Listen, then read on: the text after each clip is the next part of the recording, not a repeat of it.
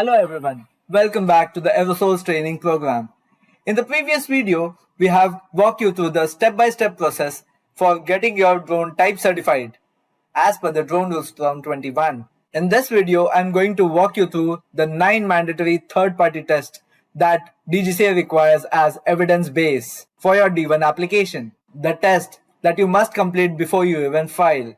This is not the theory. This is the exact test, exact standards, and exact lab type that is required by DGCA. Let's go.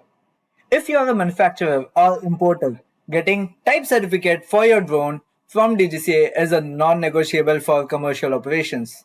So let's know about 9 categories of third-party tests, each requiring external accredited labs, each taking weeks to complete. By the end of this video, you'll know about what exactly each test covers, which standards governs it, which lab type to approach. So, why DGCA insists on third-party test? Why can't a manufacturer test their own drone in-house and submit the reports? The answer to this question lies in how type certification works. A type certificate is a government formal declaration that a specific drone model is safe for Indian airspace. For the evidence to carry weight, the evidence must come from the accredited source. Your internal lab might be sophisticated and would not qualify. DGCA accepts only NABL accredited or BIS registered labs. NABL, that is National Accreditation Board for Testing and Calibration Laboratories, is an apex accreditation body. If a lab does not have NABL accreditation, its report might not be accepted. And the critical point is all 9 tests are mandatory. Even missing a single test might halt your application. Each of these test reports take around 6 to 12 weeks. That means you must start the testing at the design freeze and not the after. So let's look at the full picture before we go test by test. As you can see on the screen, these are the 9 tests. First one is EMI-EMC, that is electromagnetic immunity. Then next is environmental test, in which we do 6 sub-tests. We'll see later. Then third one is your Fastner grade test, in which your tools and nuts are being tested. The strength are being tested. Then raw material grade, in this whatever aluminum part you are using in your drone, that is being tested. Then calibration reports, your calibration tools would be tested. Then battery BS certification, battery life cycle. Then most important, radio receiver. This would be tested in WPC wing of DOT. Then last is your UAN plate. This must be a fire resistance plate. Even your drone destroys, your UAN plate must be visible so that we could track which drone it was. Every report must carry a valid ULR number, that is unique lab reference, along with the NABL lab name and its report issue date. If any of these 3 are missing, the DGCA will not process your report. Let's start with the first test, the EMI-EMC test, that is electromagnetic immunity and compatibility test. The governing standards are IEC 61000. This test is conducted in an anechoic chamber, that is the shielded room lined with RF absorbing material. In this test, the drone is subjected to a radiated electromagnetic field across 80 MHz to 6 GHz, whereas the field strength should be 10 volt per meter. And on the other side, as you can see on the screen, the modulation should be 80% amplitude at 1 kHz. The antenna is positioned at 3 meters from the drones, and all the 4 sides of the drone are being tested. So you might have come across a question, what is being monitored in this test? IMU, gyroscope, ESC signals, throttle response, battery voltage, and power module. Across the test, the drone must maintain stable operations. For this, passing standard is there should be no degradation, no deviation from the intended operation, even when the electromagnetic field is active. So why does this matter specifically for drones? Your flight controller, GPS module, RC receiver, and ESC all operate in same electromagnetic space as the emitted field. If any system loses, lock, or misfires during the test, the drone fails. The drone must be operational and demonstrably in control throughout. Now let's move on to the second test, environmental testing. 6 subtests, one consolidated report from one single NABL accredited environmental lab. The first subtest, that is dry heat.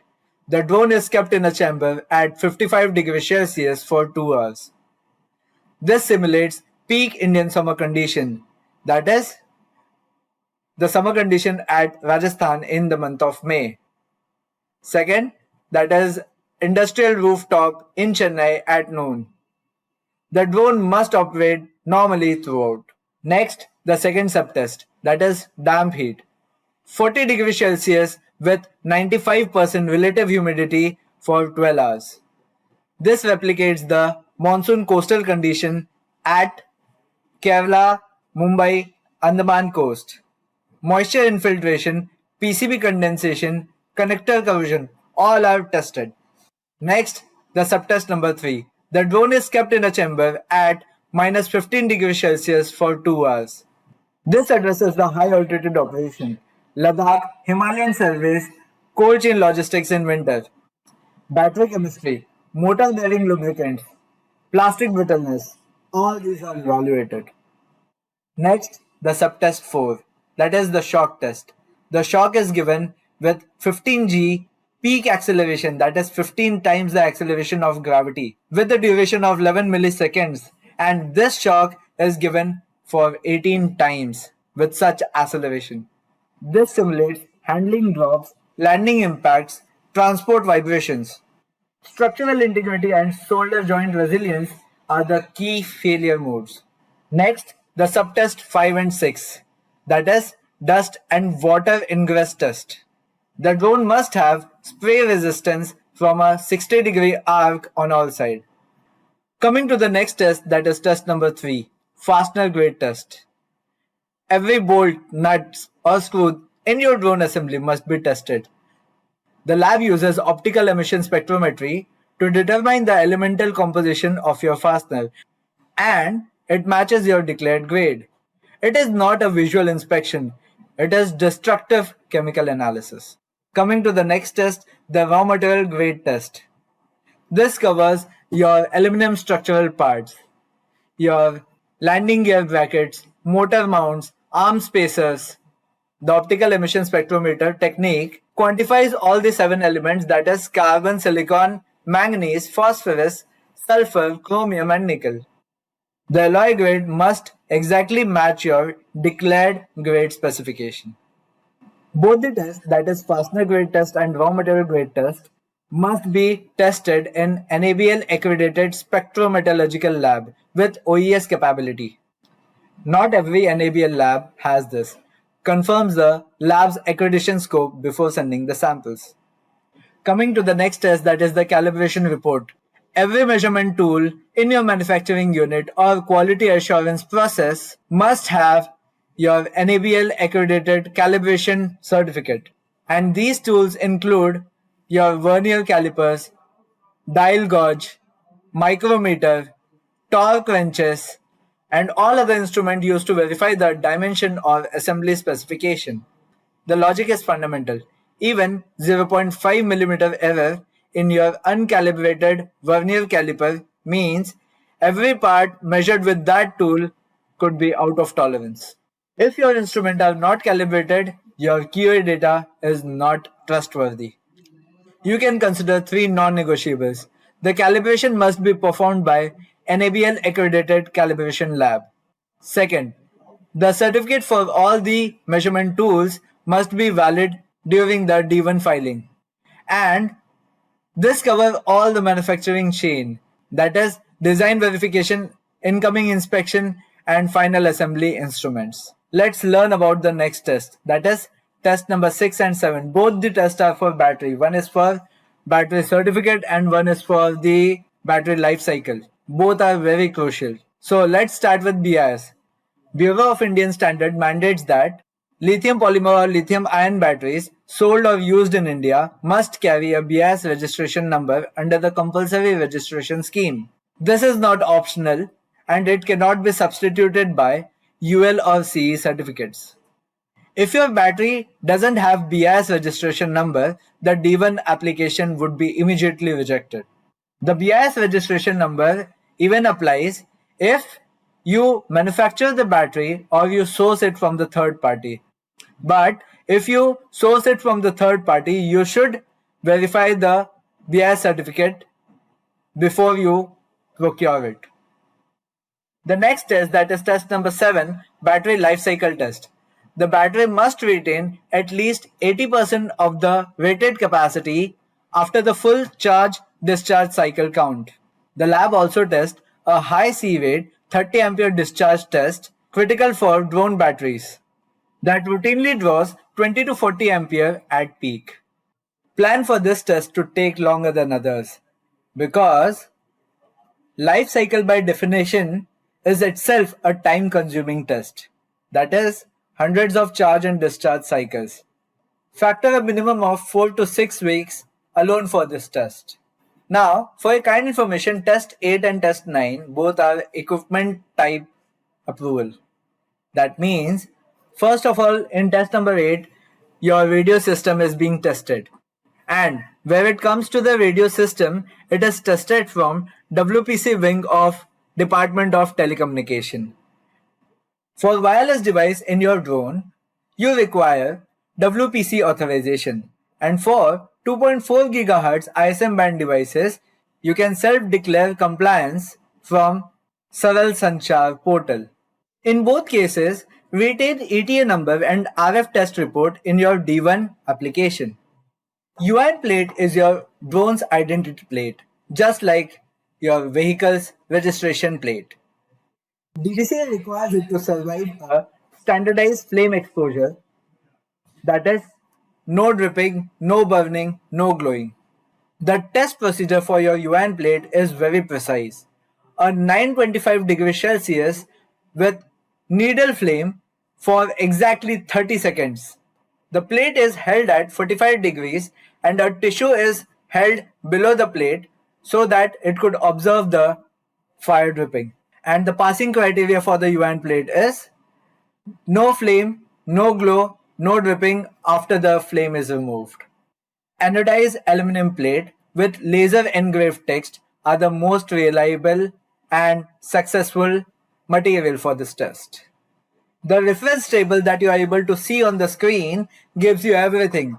The test number, name of the test, required lab type and governing standard that is required for all the mandatory tests. Save this slide before you approach any lab.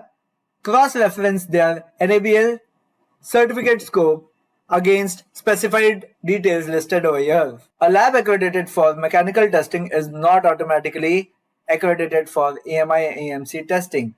So always cross-check their references, always cross-check their scope. Every test report you submit must include report number, ULR number, lab name and issued date. All these 4 mandatory things. We have concluded all the tests that you must undertake into the NABL accredited lab before filing your D1 application. Now, there's a tempting logic that says move fast, get to market and then follow the compliance later. But in Indian drone industry, this logic gets backward. Correct compliance from day one is a competitive advantage. A type certificate for your drone means your drone can operate commercially across India without flight-by-flight airspace negotiation. It opens the government contract, enterprise logistic partnership, and export conversation. It is the permission slip to scale, EMI EMC test, environmental test, UN plate test, battery test, material test. All these 9 tests give you one chance to get it right for the first time. So, comply first and scale faster. The drone industry is your opportunity, and India's airspace is opening up faster than most people realize. If you found this video useful, share it with your contacts. If you have any question regarding any specific test or need help identifying the right NABL lab for your specific drone category, reach out to the AeroSouls team. The link is below. Get your drone certified and build the future of aerospace.